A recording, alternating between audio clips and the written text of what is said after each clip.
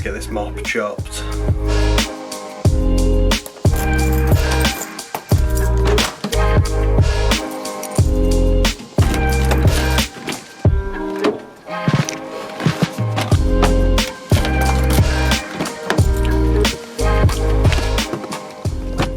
And just like that, with the magic of YouTube, I've got a nice fresh haircut. Welcome back to another video, everyone. Today I'm going to be driving around in the Honda Civic because it's absolutely freezing. I'm not going to be working on it, you know, it's the dead of winter, more or less.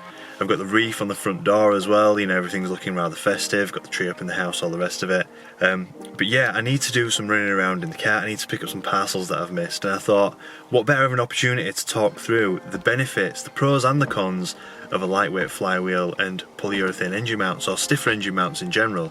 And we're not going to be going into, you know, a lightweight flywheel is going to make your car lighter, and the billet engine mounts, the stiffer engine mounts, the polyurethane inserted billet engine mounts make the engine bay look nice. We're not going into that sort of information. We're going into a bit more of a technical aspect of these particular engine modifications, or drivetrain modifications, however you want to word it, and how they'd complement a short shifter as well, more to the point, or how a short shifter complements those modifications. So anyway, I'm going to start the car up, get it warm, go get some parcels, and talk you through the pros of a lightweight flywheel.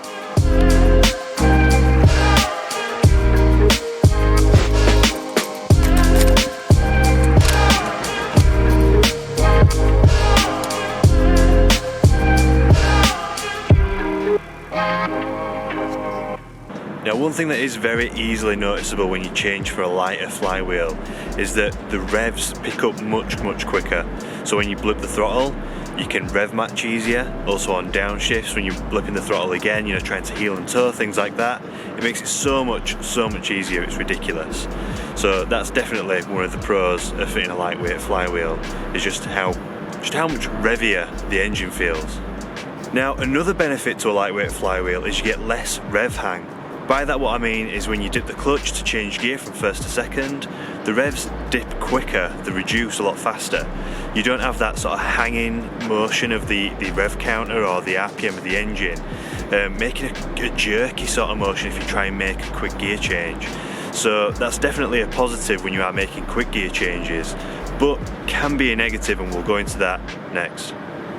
Now, as good as what a quick throttle response is, it can also have its drawbacks, and that brings us to our first negative, our first con, if you like, on the pros and cons of a lightweight flywheel. As you can see, it's very eager to go up into the rev range, but it's just as eager to fall back down. And as much as that will aid the, you know, quick changes of gears and help the synchro-meshes when the wheel speed and engine speed are more synced, more in line, you know, it will help the synchro-mesh do their job. It also causes an issue when the revs drop too quickly, when going from second into third, and the revs drop quicker than what you can change gear. So that normally happens when the gearbox oil's too cold, you know, and gear changes are a little bit more difficult. Not difficult, but just not as fast. It's not possible to do them as quickly. So what you then have is a bit of a jerky motion in gear changes, and it's almost like down gearing while you're changing up a gear. The final con then, the final negative or drawback to having a lightweight flywheel fitted, in my opinion, is that it is very easy to stall, and that's just because of the reduced inertia, the reduced mass, if you like, that you've taken away from the engine. Now, it was much harder to stall my H22 swapped Civic EG than what it is this.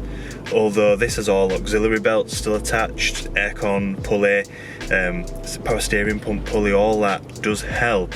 I also deleted though on the H22 swapped Civic the balance shafts, so I fitted a lightweight flywheel, did a balance shaft delete, and we had a few other things as well that we'd removed. You know, there was no power steering, we'd looped the power steering rack, and even though we'd done all those things, because the engine was a larger capacity, heavier pistons, heavier crankshaft, all that sort of stuff, it was harder to stall than this particular car. Now that leads us on to the engine mounts. The engine mounts used in the H22 swap were much stiffer than the torque mounts that are fitted on this, but with the light engine, the lightweight flywheel and the torque mounts, it does become easier to stall, and now we'll go into the engine mounts, polyurethane engine mounts or stiffer engine mounts, and the pros and cons of fitting those. But needless to say, everything that I've mentioned so far in the flywheel pros and cons all lend a hand, if you like, to fitting a shorter throw gear select, you know, short shifter, because it just craves a quicker gear change, and that's the end of it really. So this is how a gear selector, a lightweight flywheel, and stiffer engine mounts all sort of hold hand in hand and all aid one another, and that is one of the elements of tuning a car, in my opinion, that's often overlooked and sometimes isn't understood. But we'll go into the engine mounts now and how they contribute to the whole package and feel of the gear changes and the car and its response. Ooh, she do looking good there. So I just treated myself to a Frankster's. Would recommend to a friend. Very, very nice burgers indeed. So I'm going to be munching that in a second. So moving on to the pros of stiffer torque mounts then now.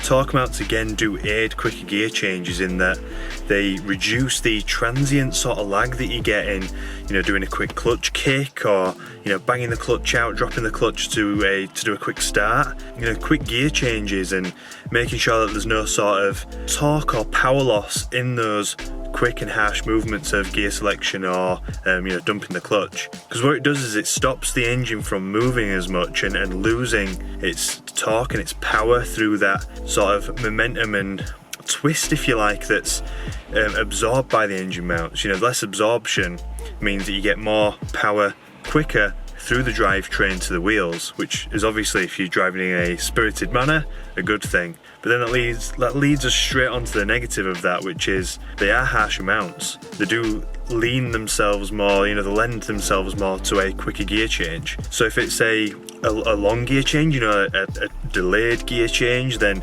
again, that sort of jerkiness that you can experience from a lightweight flywheel, it's emphasised even more by those stiffer engine mounts, those stiffer torque mounts.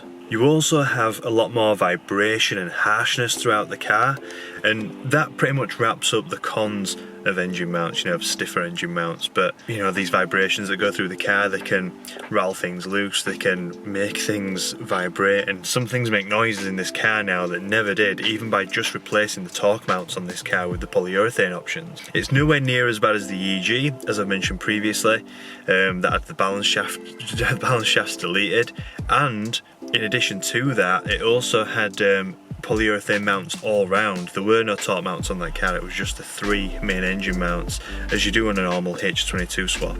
So that car vibrated a lot, and I couldn't even see anything through the centre mirror.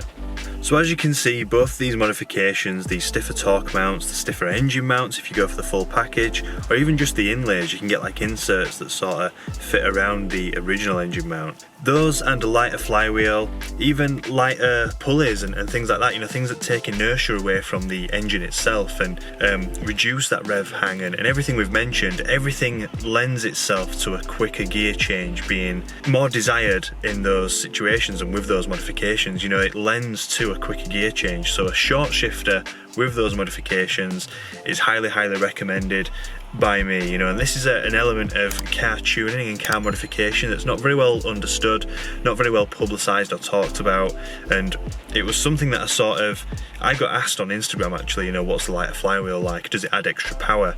That, if you like, is a con, but you would never see extra power from a lighter flywheel, you'd just see all the benefits and the cons that I've explained. So it's not something that's going to add power, but it is certainly something when paired with a short shifter like this is, and I've got the polyurethane bushes in the shifting mechanism, I've got the detent springs so it's more notchy, I've got the torque mounts and the lightweight flywheel. It all goes together and makes a really nice experience from a driver's perspective, and it just all lends to a quicker gear change, a more harsh and more involving driving experience.